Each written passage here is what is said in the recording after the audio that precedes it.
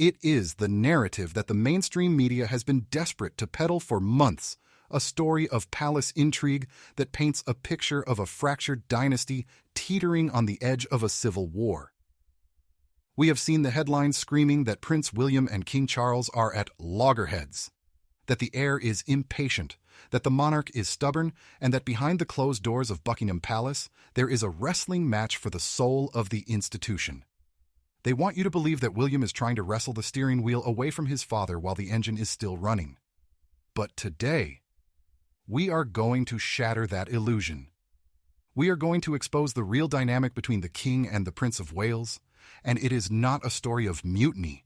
It is a story of a king who has looked mortality in the eye, looked at the headlines calling him the dying king, and decided to roar back with a message so clear that it has left Prince William standing at attention.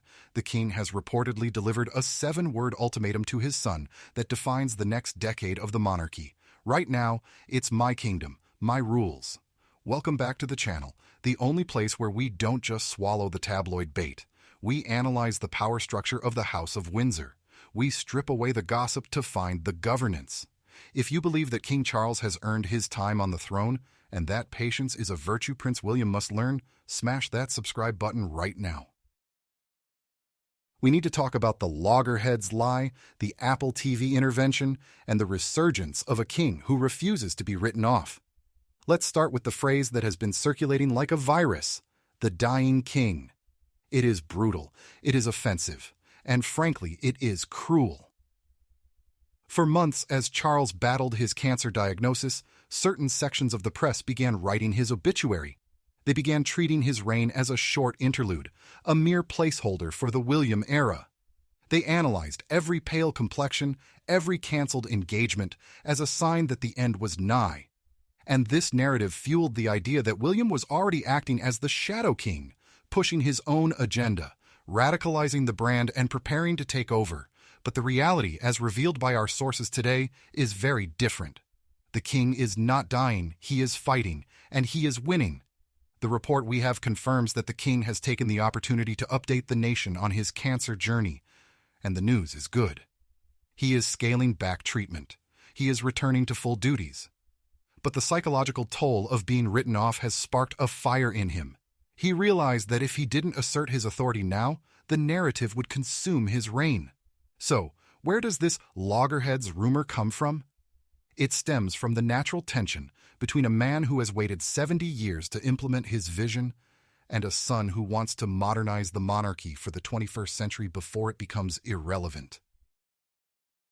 It is a clash of generations. The flashpoint was Prince William's recent appearance with Eugene Levy for an Apple TV series. William spoke about his vision. He spoke about change. He spoke about doing things differently. To the casual observer, it looked like William was setting out his own manifesto independent of the king. But here is the insider truth that the media ignores. King Charles watched it first. Before that interview ever hit the airwaves, before a single frame was broadcast to the world, the king vetted it. This is the royal protocol that the Sussexes forgot, but William respects. Even though he is the heir, even though he is a grown man with his own family, he submitted his work to the monarch. Charles viewed it. If there was anything untoward, anything that undermined his authority, it would have been cut. The fact that it aired means Charles allowed it. This proves that William is not a rebel. He is a dutiful son operating within the boundaries set by his father. The loggerheads narrative is an exaggeration of the creative tension that exists in every family business. William wants to push the envelope. Charles wants to preserve the wax seal. However, the source admits that William does want to radicalize certain things. He sees the apathy of the youth.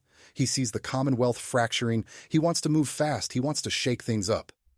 And Charles, with the wisdom of age and the weight of the crown, is the brake pedal. He is the one saying, "Not so fast." Charles knows that there are certain things you cannot change. You cannot change the trooping the color. You cannot change the order of the garter. You cannot turn the monarchy into a startup company. It relies on mystique. It relies on tradition. And Charles is the guardian of that tradition.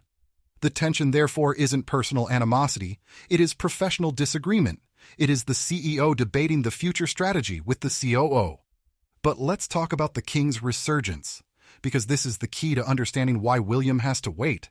The king recently attended an event at the Guinness Brewery in Covent Garden. It was a masterclass in royalty. He poured a perfect pint, he laughed, he engaged, he looked vibrant. He looked like a man enjoying his job. This appearance was a strategic strike against the dying king narrative. He was telling the world, I am here, I am drinking a pint, I am working. It brought focus to the brand. It showed that the king can still connect. And crucially, it reminded everyone that Charles is not ready to hand over the keys just yet. The source quotes a profound sentiment. We're all dying in one way or another, but nobody wants to be paraphrased in that way.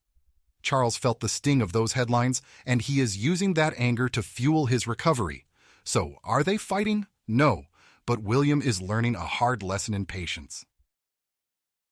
The source says, like all fathers and sons, they have their moments.